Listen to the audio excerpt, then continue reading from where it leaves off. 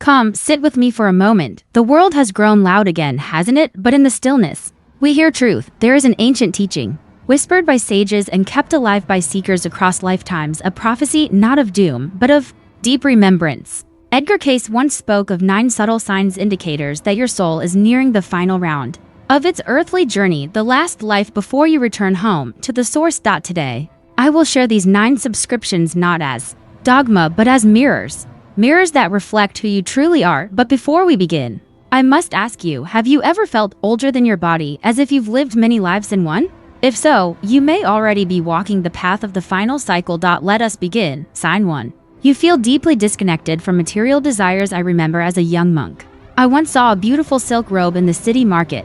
It shimmered like the morning sun. For a moment, I wanted it, but then an old beggar passed me by, smiling with nothing in his bowl, and I felt a shift. What I desired wasn't the robe, it was the light that smile carried. If you find yourself no longer chasing money, status, or possessions, if these things feel like illusions or distractions, it may be that your soul is transcending them. This is the first sign. Your desires shift from external rewards to inner peace. And it is not because you've grown bitter. It's because you've remembered the treasures worth keeping are those that no thief can steal. Sign 2. You often feel alone. Even among others, loneliness is not always an absence of people. Sometimes it's the absence of resonance. Many nearing their final cycle speak of an inner aloneness, not sadness, but solitude, as though no one truly sees them. This is because your soul has grown quiet. You no longer seek validation, and thus, the noise of the world fades. I once walked through a crowded monastery, unseen by all. But inside, I was full.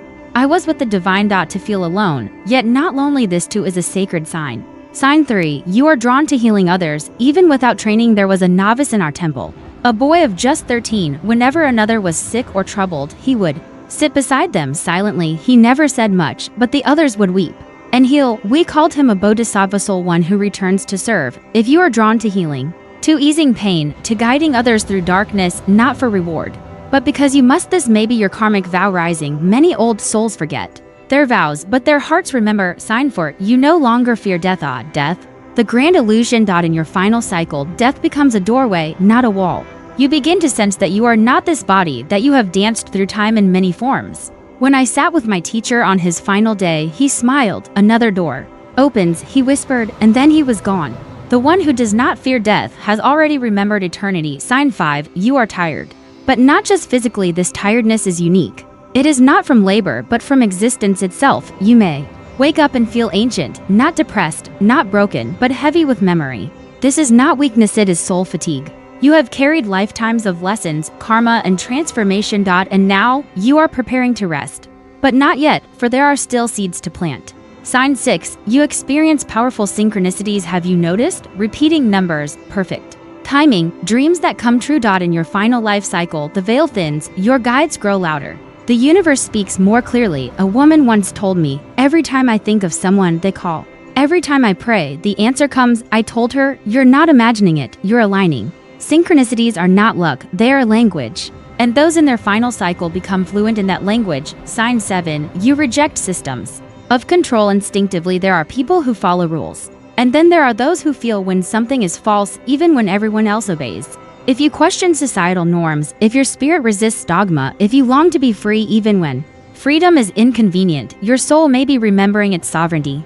You do not rebel to cause chaos. You rebel to remain truthful. In your final cycle, integrity is your compass. Sign 8. You carry deep compassion, even for those who hurt you. This is one of the rarest signs. To forgive the unforgivable, to weep not for yourself, but for the suffering in another's heart. One of our monks was attacked in a village riot. When I reached him, bloodied and bruised, he said, may they one day know peace, for they are in more pain than I. Compassion like this is not learned. It is remembered from many lives of being broken, healed, and made whole again. Sign 9. You feel a calling that you cannot explain. Do you feel it? A whisper, a longing, a sense that you are here for something sacred, though you cannot name it. That is your soul calling you to finish the journey, to complete your cycle with love, service, presence, and grace. When you hear the calling, do not run, sit with it, let it lead you where words cannot. If these 9 signs speak to you, you may indeed be in your final life cycle, but this is not an end. It is a beginning of living with presence, of choosing love over fear, of walking each step as if it is sacred because it is. In my next sharing, I will guide you through the path of releasing old karma, and what the soul must do to complete its journey with grace. But for now, breathe. Smile. You are exactly where you need to be. Welcome back, dear soul. You've returned, and that means something. It means your spirit is listening. It means you felt something stir inside you during our last talk, a quiet truth that words alone cannot teach. Last time, we explored the 9 subtle signs that you may be in your final earthly incarnation. But awareness alone is not the destination. Awareness is only the door. Today, let us step through that door together. Let us go deeper into action, into reflection, and into release. Because once you realize this may be your final life, you no longer live the same. You begin to walk with reverence. You begin to choose differently. This page is not about signs. It is about what to do now that you know. Chapter 1. Release the karmic weight. Karma is not punishment. It is memory. And much like a heavy bag carried on your back, it grows heavier the more you collect. If this is your final cycle, you must lighten your load. But not by forgetting, by forgiving. I once met a woman who had been betrayed by her sister in their youth. They hadn't spoken in 30 years. She told me, "Every day, I think about it. But I'll never forgive her." I asked, "Then who carries the wound, her or you?" She wept, and in that moment, she began to heal. Forgiveness does not mean erasing what happened. It means refusing to carry the fire that burns only you. If your soul is to ascend, you must forgive, not because they deserve it, but because you deserve peace. Chapter 2. Heal your emotional wounds with conscious awareness. Old souls often carry silent wounds, wounds from past lives, wounds that show up as irrational fears, repeating patterns, or unexplained sadness. A monk once told me, "Your deepest pain is your oldest lesson." Begin to journal your emotions. Pay attention to the triggers. When you feel a sudden wave of sadness or fear, ask it, "Where have I met you before?" The final life is not about avoiding pain. It is about embracing the full human experience with loving detachment. Feel everything, but do not become attached to anything. Chapter 3. Serve without ego. The soul in its last incarnation is called to serve, but not for recognition. In our temple, the monk who swept the floor each morning never announced his work. No one saw him. But every morning, the floor gleamed. When asked why he did it, he said, "If the floor is clean, the mind becomes clearer." This is service without ego, to give without needing thanks, to help without needing to be seen.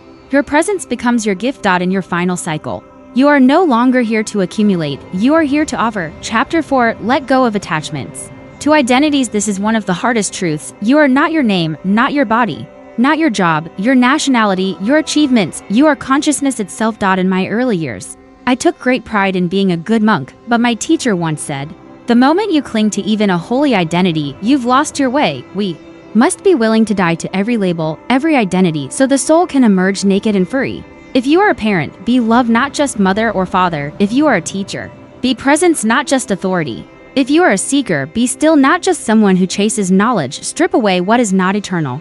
Chapter 5. Detach from the illusion of time. The clock ticks, the calendar turns, but your soul is timeless. The final life is not rushed. It unfolds like a lotus, slow, silent, sacred. Do not be afraid to slow down, to say no, to sit under the stars and do nothing. I once asked my master, "How do you accomplish so much by doing so little?" He smiled and said, "Because I do it with full presence. When you are here, truly here, one breath is eternity. Let go of the race. You are not behind. You are exactly where your soul chose to be."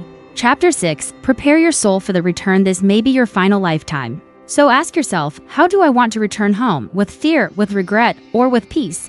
With an open heart and nothing left unsaid. Prepare not by doing more. Prepare by being more. Be more kind. Be more present. Be more loving in silence than in words. A soul ready to return does not crave grand conclusions. It desires to complete its journey in grace. One of the elders in our monastery, on his final night, whispered to me, "I've seen the face of God in every child, every flower, every suffering soul. I am ready." That is a life complete. So, now you know. This may be your final life, not in fear, but in sacred recognition. You are here not by accident, not to prove anything, but to remember everything. The divine does not measure your worth by how much you achieve, but by how deeply you awaken. An awakening is happening now. In the next part of our journey, we will explore what happens after this life, what Edgar Cayce said about the returning soul, the realm beyond this world, and how to live now in preparation for then. But for now, breathe, place your hand on your heart, close your eyes, and whisper this truth to yourself: I am exactly where I need to be. You've returned again, dear soul, and now we complete the circle. This is the final page of our shared reflection, but not the end. No, never the end. Because endings are illusions of the mind. The soul knows only transitions. You have walked patiently with me through the 9 signs of the final life cycle. You've sat with truths that are rarely spoken aloud. You've reflected on karma, healing, identity, and the gentle unraveling of the self. Now, together, we gaze into what comes next. Chapter 1. What happens after this final life? Edgar Cayce spoke often of the soul's journey not as a line, but as a spiral.